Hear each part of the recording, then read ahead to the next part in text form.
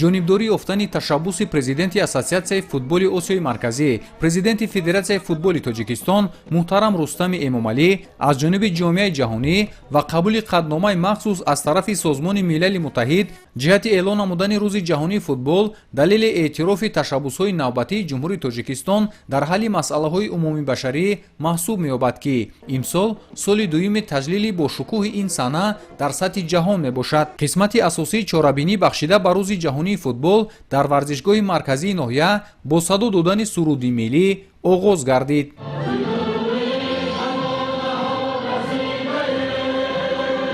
масъулини мақомоти иҷроияи ҳокимияти давлатии ноҳия дар баромади худ иброз доштанд, ки ташаббуси ҷониби Тоҷикистон дар шахсияти президенти ассотсиатсияи футболи осиёи марказӣ, президенти федератсияи футболи Тоҷикистон муҳтарам Рустами Эмомалӣ оид ба эълон гардидани Рӯзи ҷаҳонии футбол хеле муҳим ва саривақтӣ мебошад.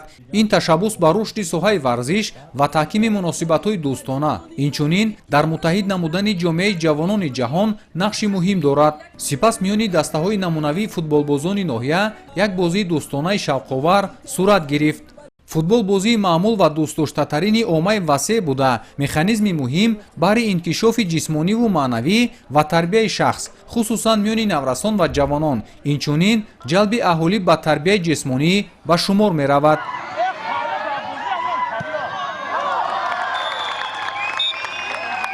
дар ноҳияи Данғара баҳри рушди ин бозии ҷаҳонӣ ҳама шароитҳо муҳайё мебошад.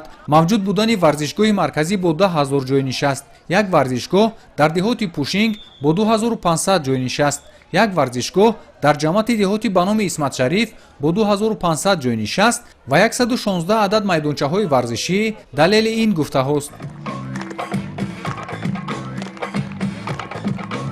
дар охири чорабинӣ бо шукӯҳ бахшида ба Рӯзи ҷаҳонии футбол, аҳли фарҳанги ноҳия бо суруду рақсҳои дилнишин хотири ҷамъомадагонро болида намуданд.